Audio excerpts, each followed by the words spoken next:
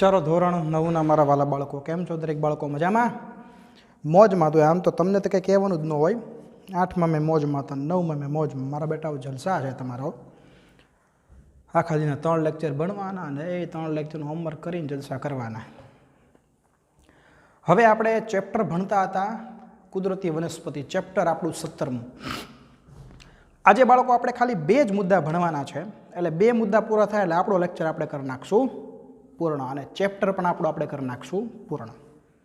આગળ આપણે કંઈ અભ્યાસ કરવાનો છે નહીં, બરાબર? 2 મુદ્દા આપણે ભણીએ પછી આપણો લેક્ચર 20 મિનિટનો થાય કે 25 મિનિટનો થાય કે કલાકનો થાય કે 5 કલાકનો થાય કે 8 કલાકનો થાય. 2 મુદ્દા ભણીએ એટલે આપણો લેક્ચર પૂરો. તો હવે એની અંદર એક મુદ્દો આપણે ભણવાનો બાકી હતો, જંગલ સંરક્ષણ, અને એની પછીનો મુદ્દો છે જંગલના જતન માટેના ઉપાયો. બરાબર? ગયા વખતે આપણે જંગલ પેદાશ, જંગલોની આર્થિક ઉપયોગિતા ભણ્યા, જંગલની પર્યાવરણની દ્રષ્ટિએ ઉપયોગિતા છે એના વિશે આપણે અભ્યાસ કર્યો. બરાબર? 2 મુદ્દા આપણે મોસ્ટ ટાઈમથી આપણે ભણ્યા હતા. તો આજે આપણે જંગલ સંરક્ષણ આ ટોપિક આપણે શરૂ કરીએ છીએ. તો હવે આપણે ભણીએ છીએ જંગલ સંરક્ષણ.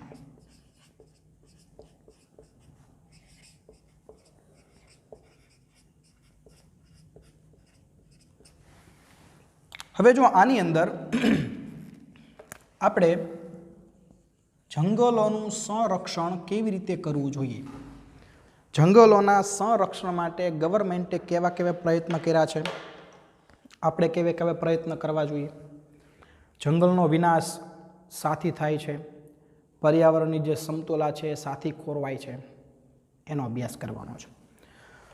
તો પહેલું વાક્ય છે વનસ્પતિ, પ્રાણી જીવન અને માનવ જીવન આ બધાથી, આના આંતર સંબંધથી પારિસ્થિતિક તંત્રનું નિર્માણ થાય છે. મતલબ કે વનસ્પતિ, પ્રાણી અને માનવ. પહેલો મુદ્દો આ યાદ રાખવાનો. વનસ્પતિ વત્તા પ્રાણી વત્તા માનવી બરાબર પારિસ્થિતિક તંત્ર. ટૂંકમાં કહેવાય પર્યાવરણ. માનવી, વનસ્પતિ અને પ્રાણીઓ ત્રણેયના આંતર સંબંધથી પર્યાવરણ તૈયાર થાય છે.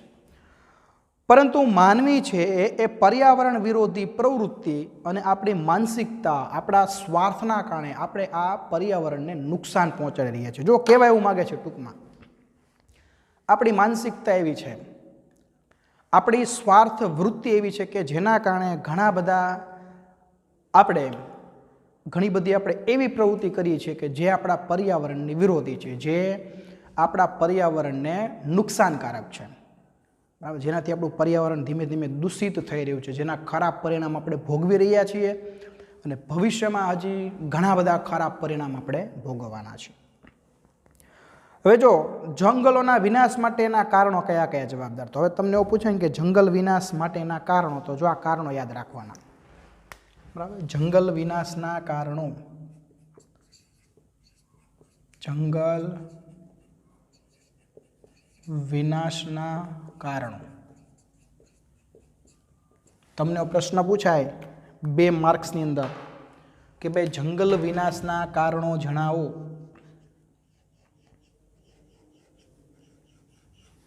તો એના માટે કયા કયા કારણો છે? જો સૌથી પહેલા તો જમીન મેળવવાની ભૂખ, વસ્તી વધારો, ઉદ્યોગો, શહેરીકરણ. બરાબર? પહેલું છે જમીન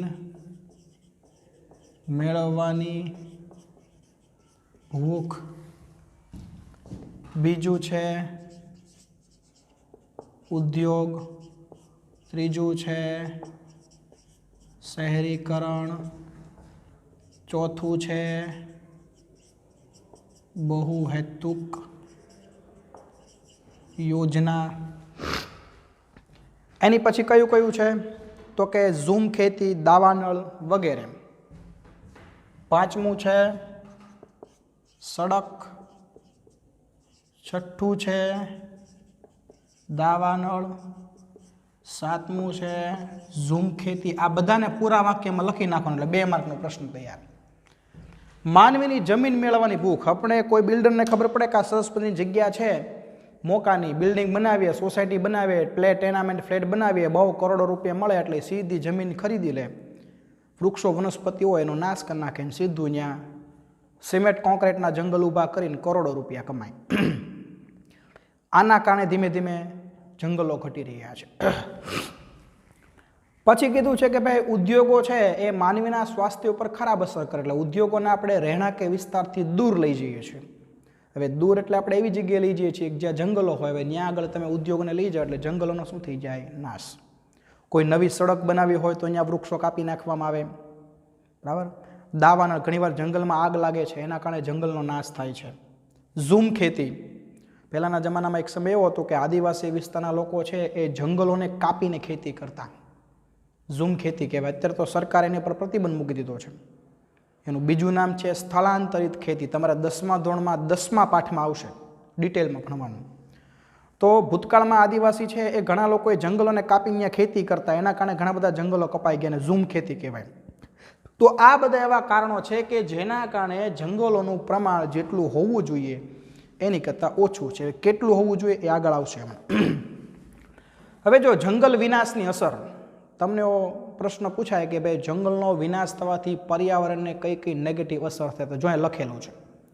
દુષ્કાળ પડે, ગ્લોબલ વોર્મિંગ થાય, ગ્રીન હાઉસ ઇફેક્ટ, રણીકરણ. હવે આ એની અસરો છે.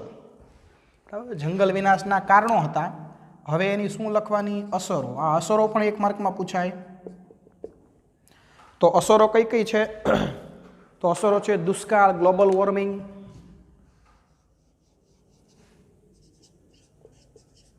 દુષ્કાળ,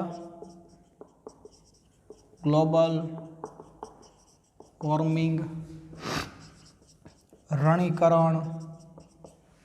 એની પછી શું કીધું છે આપણને? Green house effect.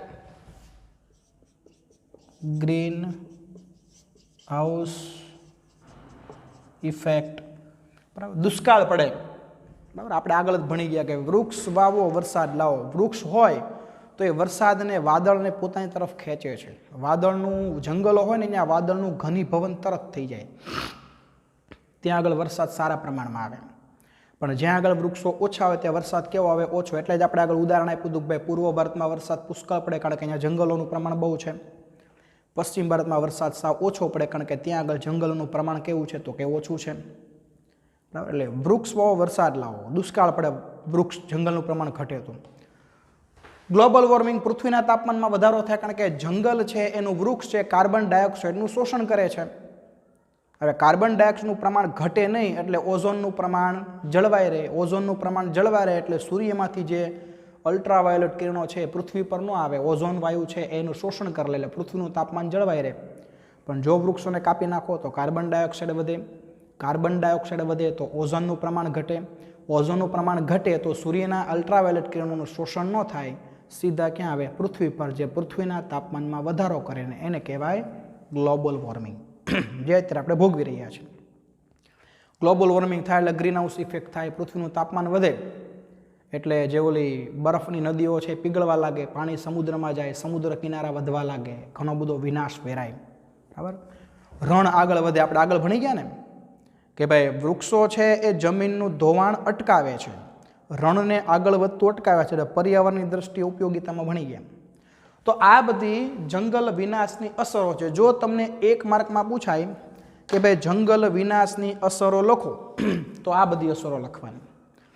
હવે જો 1952માં રાષ્ટ્રીય વન નીતિમાં નક્કી થયું કે 33% જંગલો હોવા જોઈએ. 1952 રાષ્ટ્રીય વન નીતિ શું નક્કી થયું? 33% ભૌગોલિક જગ્યામાં શું હોવા જોઈએ? જંગલ. કોઈ પણ દેશ હોય એ દેશના 33% ક્ષેત્રફળમાં જંગલો હોવા જોઈએ, બરાબર. પણ ભારતમાં માત્ર જંગલોનું પ્રમાણ કેટલું છે? 23% હોવા જોઈએ. કેટલા? 33%. ભારતમાં કેટલું પ્રમાણ છે? તો કે ભારતમાં છે 23%. અને એમાં ગુજરાતમાં તો માત્ર કેટલું છે? તો કે ગુજરાતમાં તો માત્ર છે 10%. ગુજરાતનું જે કુલ ક્ષેત્રફળ છે, ગુજરાતના કુલ ક્ષેત્રફળના 33% જંગલો હોવા જોઈએ, પણ ગુજરાતના કુલ ક્ષેત્રફળના ખાલી 23% જંગલ છે. એટલે આપણે આ જંગલોનું જે પ્રમાણ છે એમાં શું કરવું જોઈએ તો કે વધારો કરવો જોઈએ. હવે જંગલના જતન માટેના ઉપાયો કે ભાઈ જો આપણે જંગલો અત્યારે હાલમાં જેનું જતન કરવું હોય, આ જંગલ જે છે એનું પ્રમાણ આપણે જાળવી રાખવું હોય તો શું કરવું જોઈએ. એટલે જંગલના જતનના ઉપાયો. જંગલના જતનના ઉપાયો. જંગલોનું આપણે જતન કરવું હોય તો એના માટે કેવા કેવા ઉપાયોનું આપણે આયોજન કરવું જોઈએ. જો સૌથી પહેલા કીધું છે કે સરકારે 1952માં રાષ્ટ્રીય વન નીતિ અમલમાં મૂકી જંગલનું પ્રમાણ જાળવવા.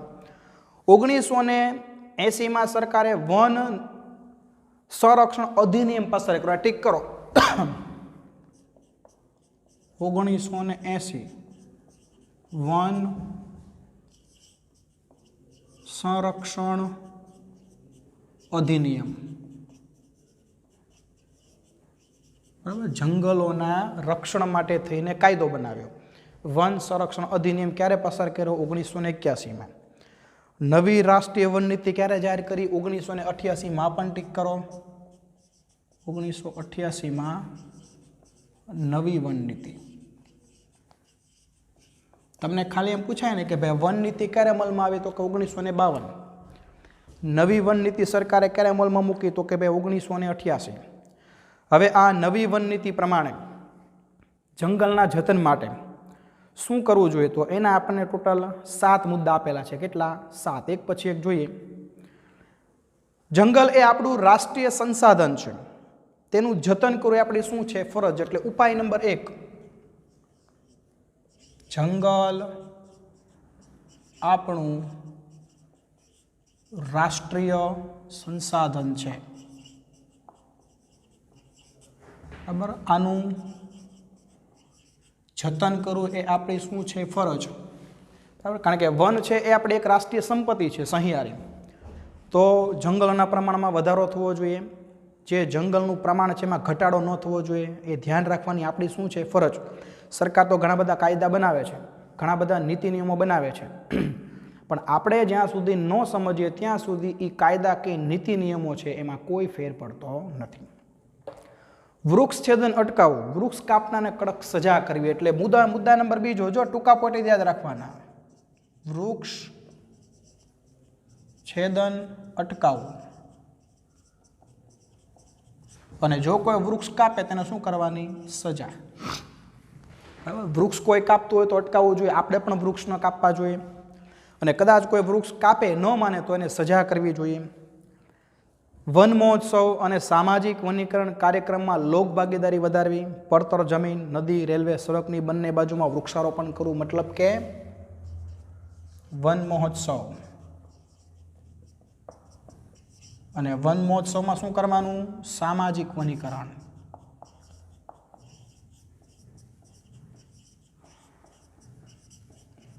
સામાજિક વનીકરણ એટલે શું? સમાજના બધા લોકોએ સહિયારા પ્રયત્નથી વૃક્ષો વાવવા જોઈએ. નદીની આજુબાજુ કિનારે જગ્યા ખાલી છે તો ત્યાં વૃક્ષો વાવો.